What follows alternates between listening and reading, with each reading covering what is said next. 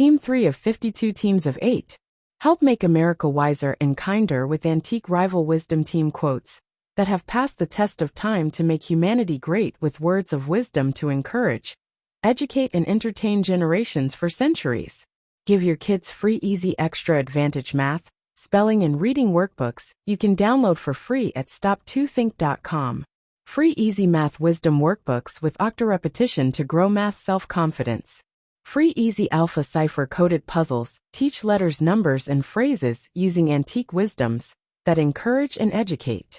And since time is money, practice reading faster with 52 teams of antique rival wisdoms that have passed the test of time to encourage, educate and entertain generations for centuries.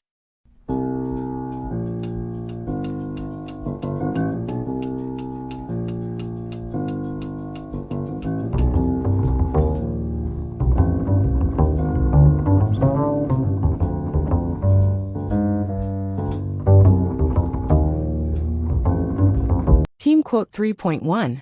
Initiative is doing the right thing without being told. Victor Hugo 1802–1885. This insightful quote from Victor Hugo captures a sophisticated understanding of personal responsibility and moral agency. As the author of works like Les Miserables, which deeply explored themes of moral choice and individual conscience, Hugo understood that true initiative goes beyond mere action. It involves recognizing and doing what's right without external prompting. The definition is particularly clever because it combines two important elements: the concept of initiative, taking action independently; the moral dimension, the right thing. This suggests that genuine initiative isn't just about being proactive, but about being proactive in service of what's ethical and beneficial. It's not enough to simply act independently. The action must be aligned with what's right. This perspective seems especially relevant today in contexts ranging from workplace culture to civic responsibility. It speaks to the value of employees who don't just follow instructions, but anticipate needs and act ethically on their own. And to citizens who don't wait to be told to help their communities, but step forward when they see a need. The quote also implies something deeper about human potential: that we have an innate capacity to recognize what's right, and the ability to act on that recognition without waiting for permission or direction. This aligns with Hugo's broader humanistic philosophy and his belief in human dignity and capability. Team Quote 3.2. Friendship multiplies the good of life and divides the evil. Baltasar Gracian 1601–1658. That's a beautiful quote from Baltasar Gracian, the Spanish Jesuit philosopher and writer. I find it particularly insightful how he captures both the amplifying and cushioning effects of friendship in such an elegant mathematical metaphor. The idea that friendship can simultaneously multiply our joys while dividing our sorrows speaks to the deep human need for connection. When we share good moments with friends, the happiness seems to grow exponentially, whether it's celebrating achievements, sharing laughter, or simply enjoying each other's company. And in difficult times, having friends to share our burdens with can make them feel more manageable, as if the weight is distributed among caring shoulders. What draws you to this particular quote? Do you find it reflects your own experience with friendship? Team Quote 3.3. Good, better, best. Never let it rest till your good is better and your better is best. St. Jerome 347 AD 420 AD. This quote from St. Jerome presents a powerful philosophy of continuous self-improvement through a memorable, almost rhythmic structure. It's fascinating that a message from the 4th century remains so relevant to modern discussions of personal development and excellence. St. Jerome, known primarily for translating the Bible into Latin, the Vulgate, embodied this principle in his own scholarly work. He continually revised and improved his translations, demonstrating the very progression he describes, from good to better to best. The quote's three-part progression suggests that excellence isn't a destination but a journey. It discourages complacency at any level of achievement. The phrase, "never let it rest," is particularly striking. It implies that even when we reach what we consider best, there might still be room for improvement. This mindset has influenced fields far beyond Jerome's religious context, from education and sports to business and personal development. It speaks to the human capacity for continuous growth while acknowledging that improvement happens in stages, not all at once. Team quote 3.4. If you would hit the mark, you must aim a little above it. Henry Wadsworth Longfellow 1807 to 1882. This is a wonderfully practical piece of wisdom from Longfellow that applies to both archery and life. The physics of archery requires accounting for arrow drop due to gravity, so aiming above the target is literally necessary to hit it. But Longfellow cleverly uses this as a metaphor for achievement in general. The quote suggests that to reach our goals, we need to set our sights higher than our minimum target. This could be because 1. Having a more ambitious goal pushes us to work harder and achieve more than we might have otherwise. 2. Life often presents unexpected obstacles that can lower our trajectory, so aiming high gives us margin for setbacks. 3. Even if we fall short of our loftier goal, we may still accomplish more than if we'd aimed lower. It reminds me of the concept of stretch goals in modern achievement theory. The idea that setting challenging targets, even if not fully reached, often leads to better outcomes than setting easily achievable ones. Longfellow captured this concept beautifully in just a few words. What's your take on this philosophy? Have you found it true in your own experiences? Team quote 3.5. What is right to be done cannot be done too soon. Jane Austen 1775 to 1817. This quote from Jane Austen captures an important truth about moral action and procrastination. It's particularly interesting coming from Austen, whose novels often deal with characters wrestling with decisions about the right course of action in complex social and moral situations. The quote makes a strong case against delaying when we know something is right. It suggests that once we've determined the ethical course of action, any delay is unnecessary and potentially harmful. This applies to many situations: making amends when we've wronged someone, speaking up against injustice, helping someone in need, correcting a mistake, following through on commitments. It's also notable that Austen uses cannot rather than should not, implying that delay in doing what's right is not merely inadvisable, but impossible to justify. The quote challenges the common human tendency to postpone difficult but necessary actions, even when we know they're right. I find it interesting how this perspective contrasts with another common view, that timing and circumstance matter in ethical decisions. What's your thought on this? Do you think there are ever valid reasons to delay doing what's right? Or do you agree with Austen's more absolute position? Team quote 3.6. Follow your honest convictions and be strong. William Thackeray 1811 to 1863.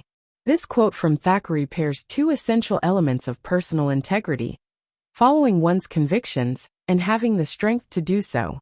It's particularly meaningful coming from Thackeray, who was known for his satirical works that often exposed societal hypocrisy and moral weakness. The phrase, honest convictions, is key here. It implies beliefs that we've thought through carefully and genuinely hold, not just passing opinions or popular sentiments. By qualifying convictions with honest, Thackeray suggests that we should examine our beliefs critically to ensure they're authentic before standing firmly behind them. And the second part, be strong, acknowledges that following our true convictions often requires courage.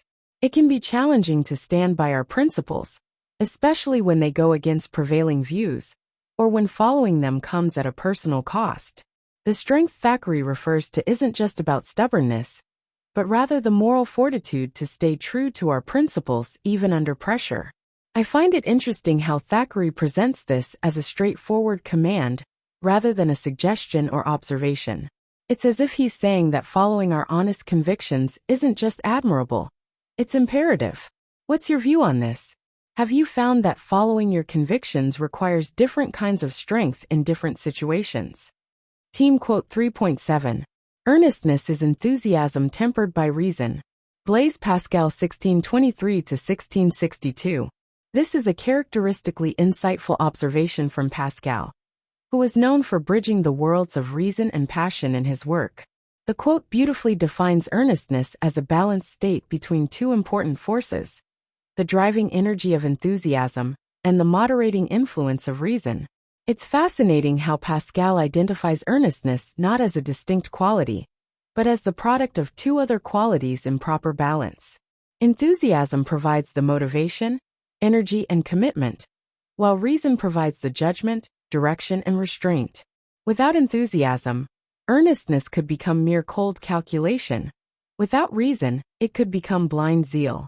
This definition helps explain why we tend to trust and respect earnest people. They combine passionate commitment with thoughtful consideration. Their enthusiasm shows they truly care, while their reason shows they've thought things through carefully. I find it particularly interesting coming from Pascal, who wrote extensively about both mathematical logic and religious faith. He understood deeply how both passion and reason have their place in human experience. Have you found that the most effective people in your experience tend to display this balance of enthusiasm and reason? Team quote 3.8. Act as if what you do makes a difference. It does. William James, 1842–1910. This powerful quote from William James, one of the founders of pragmatism and modern psychology, carries both a practical instruction and an affirming truth. I find it particularly compelling how he structures it as both a directive, act as if, and an assertion, it does. The first part suggests that even if we're uncertain about our impact, we should behave as though our actions matter.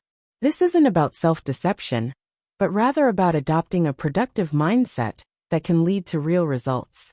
It's reminiscent of James's broader philosophical views about how beliefs and actions can shape reality. The second part, that brief, confident, it does, transforms the statement from mere motivational advice into a declaration of fact. James is asserting that our actions truly do have consequences, whether we recognize them or not. This reflects his pragmatic philosophy that emphasizes practical consequences over abstract theories. It's particularly relevant today, when many people feel powerless in the face of large-scale challenges. James's message suggests that regardless of how small our actions might seem, they create ripples of effect in the world. Every interaction, decision, and effort contributes to shaping our collective reality. What strikes me about your sharing this quote is its timeless relevance. Whether in James's era or today, people often need reminding that their actions matter. Have you found this principle to be true in your own experience?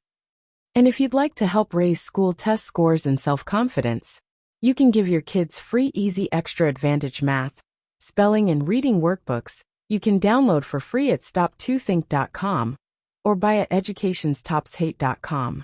Free easy math wisdom workbooks with Octo-Repetition to grow math self-confidence.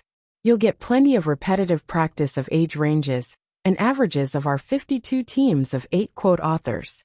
Free easy alpha Cypher coded puzzles teach letters, numbers, and phrases using antique wisdoms that encourage and educate. Can you decode this Cypher quote of encouragement using either our learning to spell or just for fun instructions? And since time is money, practice reading faster with 52 teams of antique rival wisdoms that have passed the test of time to encourage, educate, and entertain generations for centuries. We offer printed versions and timed videos with background music. Sign up for free weekly emails of 52 teams of antique rival wisdom workbooks with easy math, spelling, and reading practice. And if you'd like to get paid for sharing our wearable wisdoms, keep this in mind. Everyone I know wears a shirt, and most of us change them daily, so change your shirt and change the world. Social equalities are blatantly subliminal antique positive wisdoms repetitively shared without saying a word. This applies to all our wearable shareable wisdoms, like pretty witty baby onesies and baby tees that you and others will see and read multiple times a day. The same is true with pretty witty kids, but they'll also share these wisdoms with anyone that can read at daycare or school. Youthful truths let your kids gain confidence sharing antique wisdoms with their friends. Imagine them sharing words of wisdom with classmates and teachers. I think, therefore I think tees I wear is a super easy way to share words of wisdom that have passed the test of time. Our social equalities help make us all wiser and kinder with blatantly subliminal messages, promoting a more fair and equal opportunity society for all. And don't forget our giftwisdoms.com for birthdays and holidays that makes it easy to share the wisdom with clothing, coffee mugs, and magnets. So do the future a favor by encouraging, educating, and entertaining with words of wisdom that have passed the test of time to make us all wiser and kinder.